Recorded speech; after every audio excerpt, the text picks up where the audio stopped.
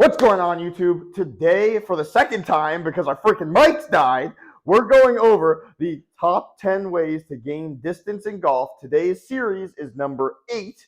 The 8th best way to gain distance in golf is pay attention to your driver head and or get fit for a different driver head.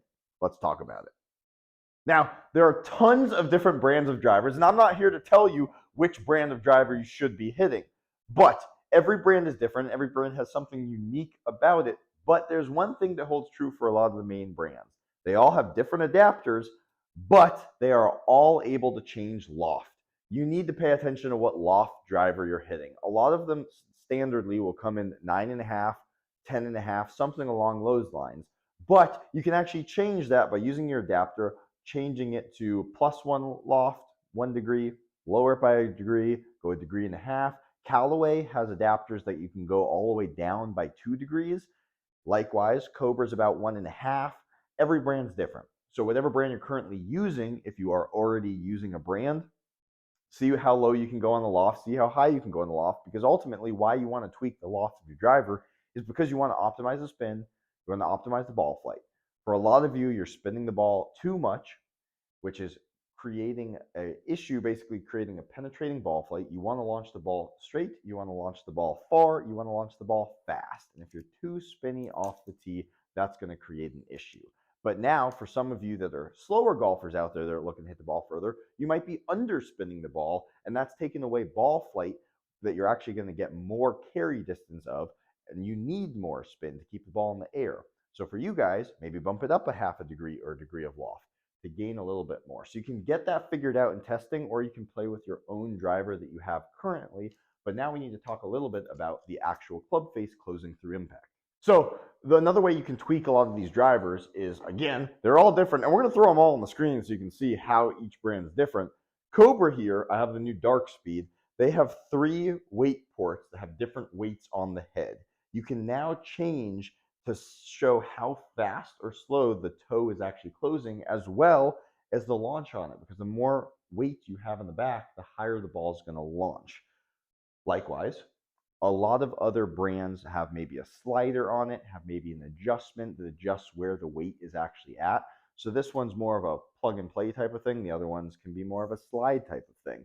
The reason you want to do this is because for some of you, they're struggling with slicing the ball. Some of you guys hook the ball a lot. Ultimately, the straighter ball is going to go further.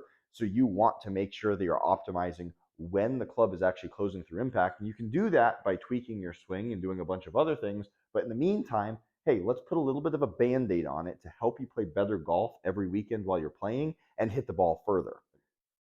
For those of you that don't have an adjustable driver and or don't have the adjustments that you would actually like to make with your driver, here's an option for you. Lead tape. Lead tape provides a bunch of different gram weight. You can see I got a bunch of different ones here, and I've cut them up because last year when I was competing in Pro Long Drive, I had the Cobra Aerojet, and I said there are 2 weights in the front, but I wanted one in the back. Go figure, they end up making that this year, but I needed the ball to launch a little bit higher to optimize my ball flight so I could ultimately hit it further. So I used lead tape. I put a strip right here in the back, 5 grams, and that helped optimize my flight. And it helped me hit the ball further by just adding lead tape to it.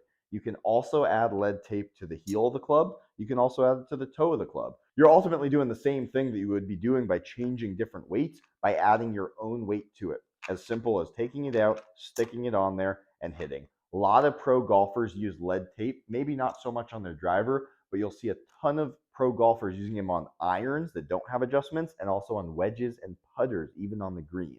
So if you're somebody who doesn't want to go get fit for a new driver, but wants to play around with a couple of different things, get yourself some lead tape, have some fun, and see if that helps optimize that ball flight to start hitting the ball further. Guys, at the end of the day, I'm not here to tell you which specific driver to hit or to go get one or go get a new driver, go get fit for one. None of that.